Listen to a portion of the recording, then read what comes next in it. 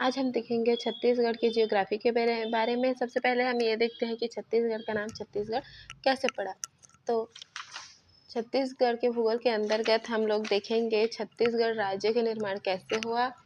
उसके छत्तीसगढ़ की जियोग्राफी के अंतर्गत हम देखेंगे कि छत्तीसगढ़ राज्य का निर्माण कैसे हुआ। उसके भौगोलिक संरचना के अंतर्गत हम ये देखेंगे कि भूगर्भिक अंदर की संरचना कैसी है, प्राकृतिक नदी पहाड़ पाट आदि के बारे में अध्ययन करेंगे।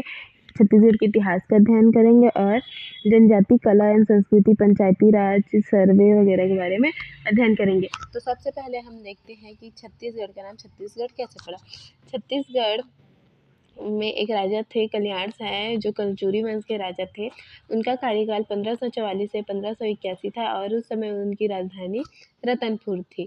तो उन्होंने ही गढ़ व्यवस्था की शुरुआत की। उन्होंने शिवनाथ नदी को आधार माना और 18 गढ़ों का, शिवनाथ नदी के ऊपर 18 गढ़ और शिवनाथ नदी के नीचे 18 गढ़ का निर्माण किया। इस तरह छत्तीसगढ़ का निर्माण हुआ, जिस कारण छत्तीसगढ़ का नाम छत्तीसगढ़ पड़ा।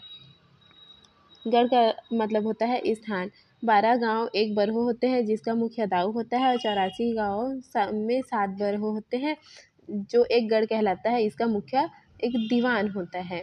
देखिए इस प्रकार देख सकते हैं, महानदी सिहावा पर्वत से निकल कर जाती है और ये जो शिवनाथ नदी है महानदी की सहायक नदी होती है। ये राजिम में महानदी से मिलती है।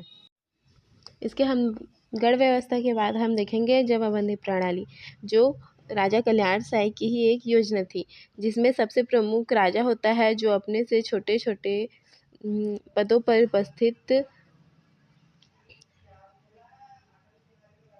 व्यापारियों द्वारा इकट्ठे किए गए लगान को अपने राजकोष में जमा करता है और अकाल पड़ने पर सीधे किसान की सहायता करता है। उनकी इस सहायता को देखकर भारत के राजा जहांगीर ने अपने मुगल दरबार में कल्याण साय को बुलाया और कल्याण साय वहाँ 8 वर्षों तक सेवा किए। इस बीच कल्याण साय की जो पत्नी थी फुलकैना, वो राजकोष पर कब्जा कर लेती है और अकाल पड़ने पर मदद करने से मना करती है।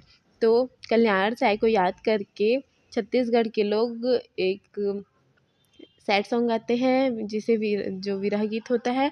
इस गीत का नाम गोपल्ला गीत है। यह बहुत इम्पोर्टेंट गीत है, इसको आप याद रखेंगे। 8 वर्ष बाद जब राजा की वापसी हुई, तो बहुत धन संपदा के साथ दान करके उनके साथ भेजा गया था, जिसको वे पूरे अपने राज्य में बांटे। इस दान पर्व को ही छेरछेरा के नाम से अभी जाना जाता है और यह पौष पूर्णिमा के दिन मनाया गया था, इसलिए प्रत्येक वर्ष पौष पूर्णिमा के दिन छेरछेरा का त्यौहार मनाया जाता है।